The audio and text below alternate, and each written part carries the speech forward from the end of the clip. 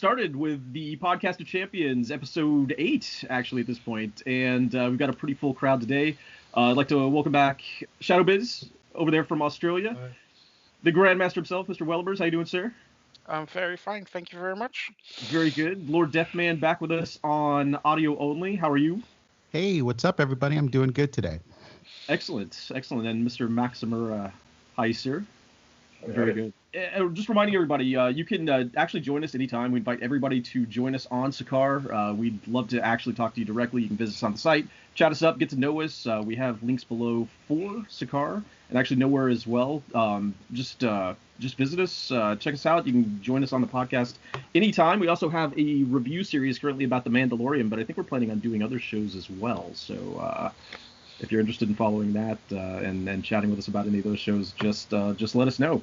But getting started today, we've got a few different things we wanted to cover. One, there's been some announcements about Wonder Woman 1984 we wanted to take a look at, coming out on streaming and in theaters. Deadpool 3 looks like it's actually in the works now, so a lot of exciting stuff regarding that. I know there's a little bit of a split opinion on where they might be going with that and how it affects everything. We're also going to talk about CGI, predominantly in movies, comic book movies specifically, but just movies in general, its effect, its evolution, and how people look at it today.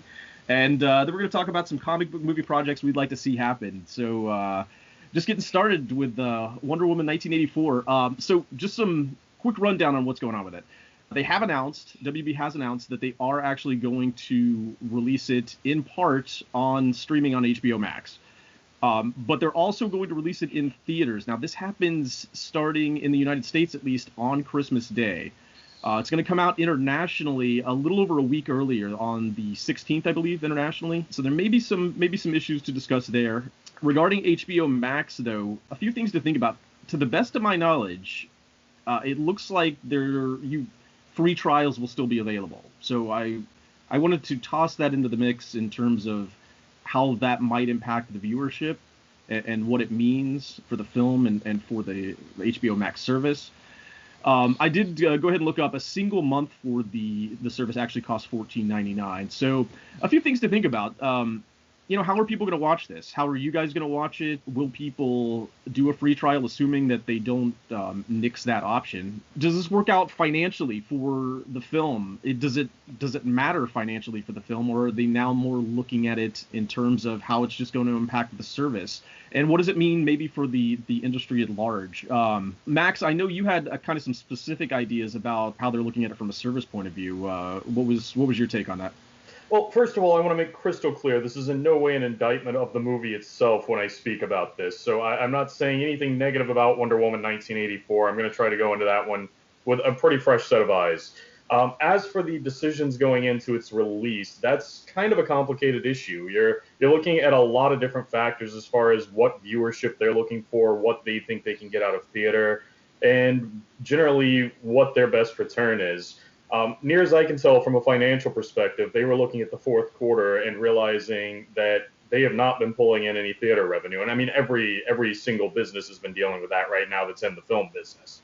But when you're looking at all that, you realize you made promises to your investors about what you were going to do for the year, and you really have to try to find a way to get as close to those promises as you can get, or you're going to lose investor confidence. So you end up having this decision that's being made entirely for some weird, over-to-the-side monetary reasons and not for the fan base necessarily. And I think that's where a lot of people have trouble separating when people are asking about what the problem with this might be, is that they're actually not doing fan service here as much as doing a desperate grab to try to pull in a little bit of money right at the end. When it comes to going to the streaming simultaneous to having the theater views, you have the risk of not being able to get as many people into the seats because you're doing the streaming thing. With the free services available, I think the primary reason they offer those in the first place is because they know X percentage of people are going to stay on for a while afterwards. And even a percentage of people are going to forget to cancel their free week, and they're going to accidentally get a month or two in there also. So, I mean, that might not be above board necessarily, but they know that that's a possibility when they do that sort of thing. So why not throw that out there and have the chance of getting that extra month or two, and then you've paid for a theater viewing anyway. Yeah, and that's been sort of my curiosity about the whole thing anyway. They've essentially, and this isn't necessarily a bad thing, but they've essentially turned it into kind of a marketing tool for the service more than its own profitability tool. Anybody have any kind of different takes on that? Well, not so much different. Just to expand a bit on Max's view, I don't see Wonder Woman 1984 making a profit with this kind of release. Let's be clear, HBO Max is only available in the United States. So it's the biggest market still, but the biggest haul in the box office worldwide is still from foreign markets. It's a bit odd for me to speak of foreign, but you know what I mean. Theaters are open. Also still in my country, even with a sort of semi-lockdown going on at the moment. Right now, the situation in my country is that you can have 30 people per screening.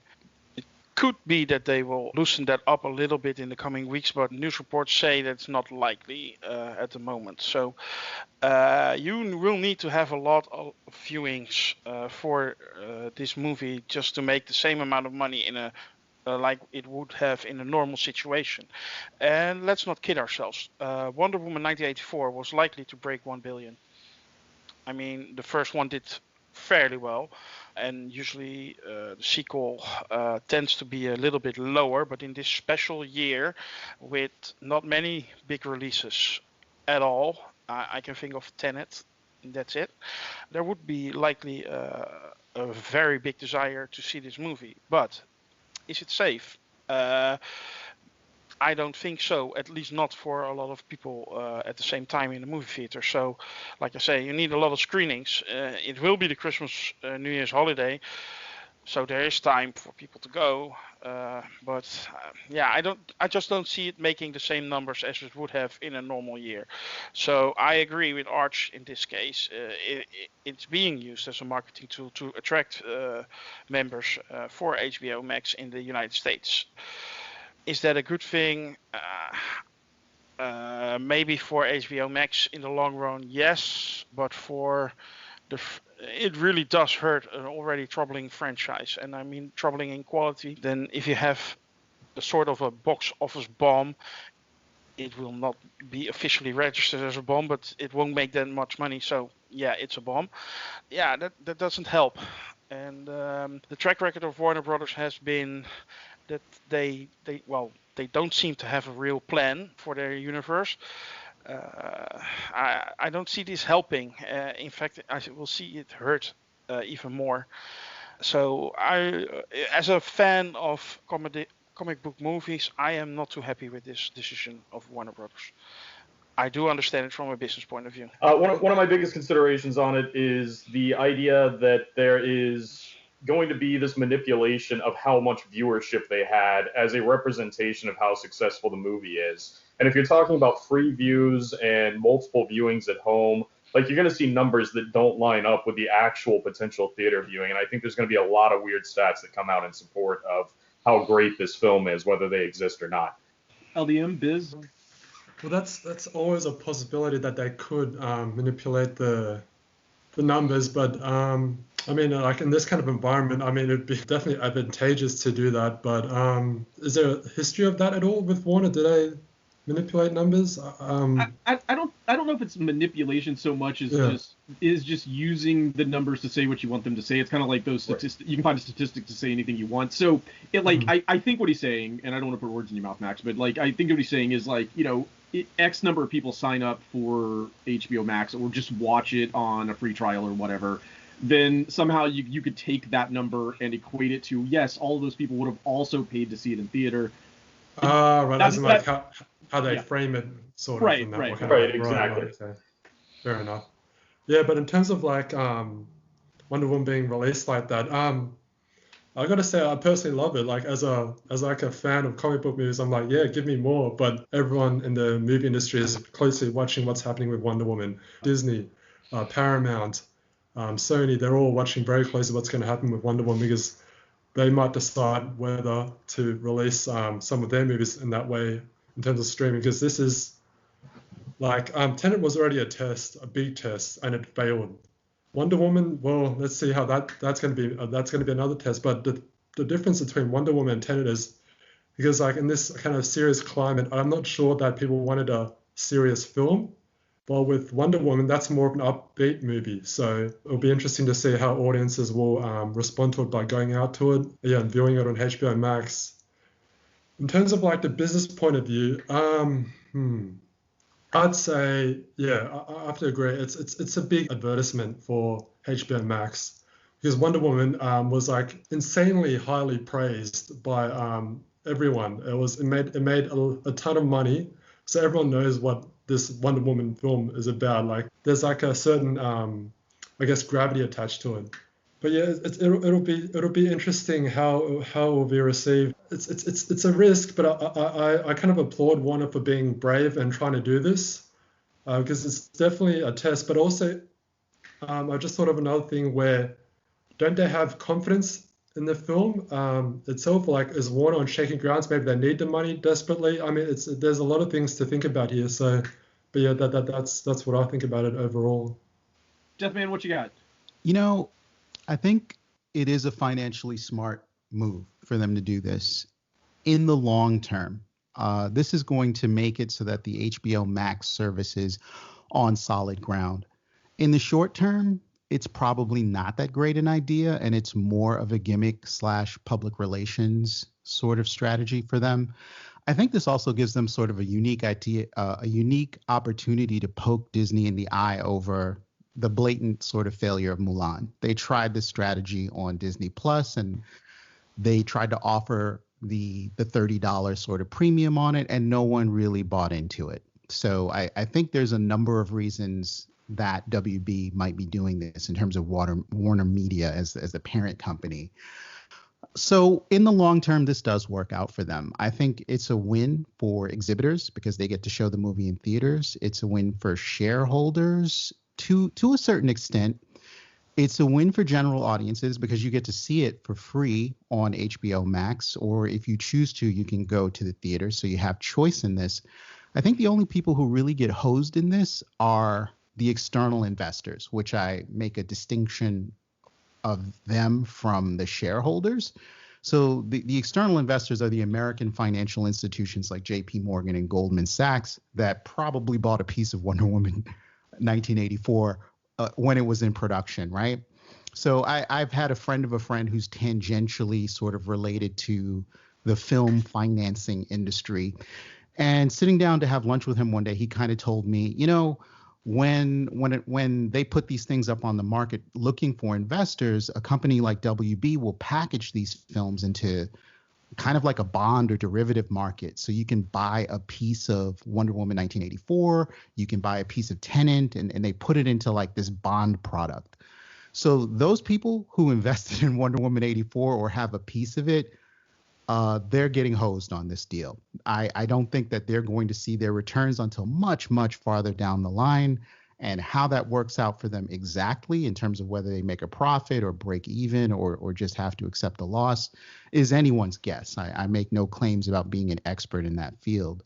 So there's good and bad about this financially, but it's a strong move if they're thinking that streaming is the future. I think HBO also has a unique problem in that they're in a unique space because they have a streaming service, but they're also really reliant on their subscription, on their current traditional subscription model for cable. So they've said it. The CEO, I think in a Deadline article, kind of said, you know, that's still a huge cash flow for us when people buy these packaged cable services and HBO is in there already with Showtime and Cinemax and all these other things. It's like we don't want to give up that revenue, but at the same time we have this semi-free option for those subscribers that they can kind of join in on. But to the question of will this impact the industry at large, are you going to see like a lot of streaming services suddenly buying cinematic properties and putting them on their service for free? I mean, that's really the purview of Netflix. I doubt we're going to wake up tomorrow and find No Time to Die on Crackle for free. So this is I think it's a one-off in terms of industry, and I think it's just WB being really savvy at this particular moment as far as the timing goes. I am not a huge DC fan, and by extension, I'm not a huge Wonder Woman fan. So I'm not like dying to see Wonder Woman on opening day in a theater.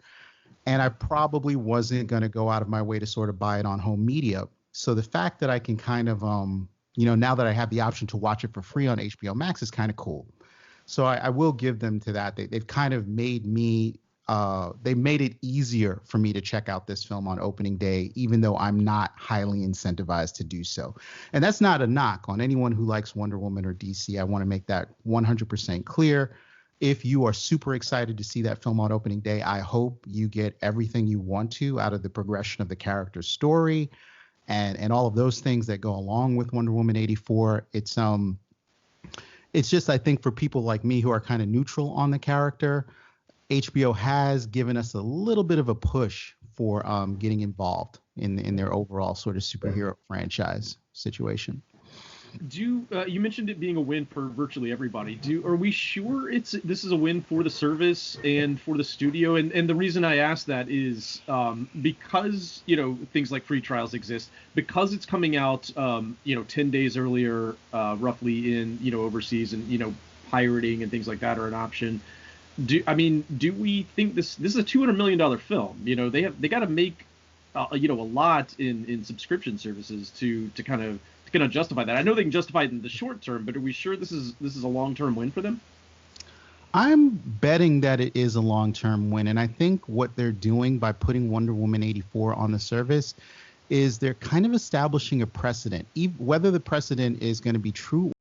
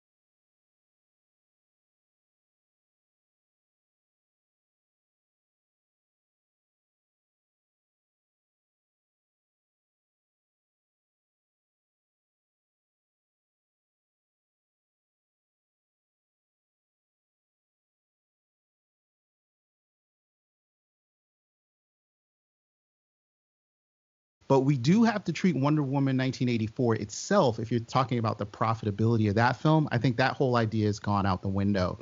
Wonder Woman 1984 is now food and beverage. It's a loss leader meant to draw you into another service. Biz, what'd you have?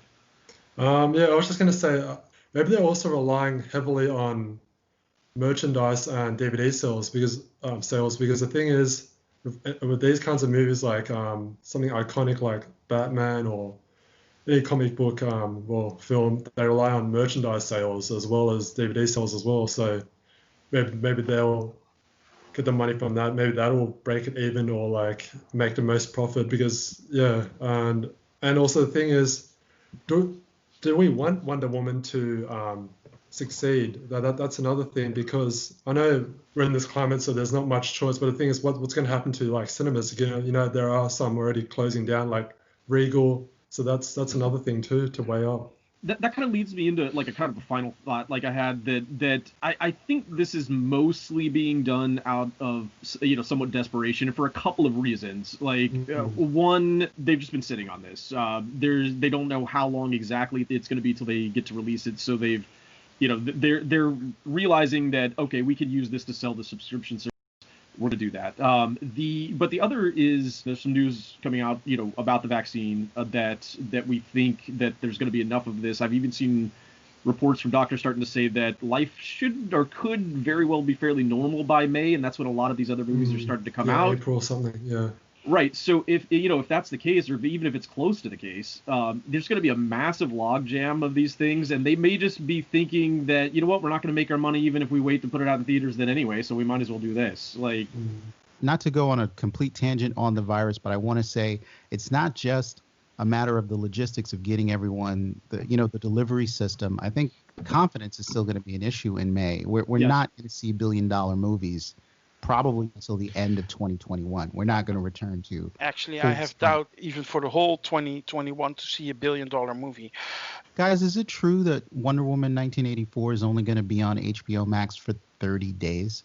Yes, that's what I heard. That's a good point. Yes, it will only be there for 30 days. But how do you think that impacts it? Like, I would think anybody's watched it by then anyway. Like, I'm not sure holding it longer than that. Actually, that probably hurts the subscription service not to have it on there anymore. It does. It does. It undermines that growth narrative that I was talking about earlier if it really be on there for 30 days, because it kind of feels like, and they haven't publicized this much. So if you're thinking you have a lot of time to sort of do your subscription, and then you get there and then suddenly, hey, what happened? It's gone. Right. That totally wouldn't be cool, and it would be the opposite of actually, building equity in the brand and growing the service.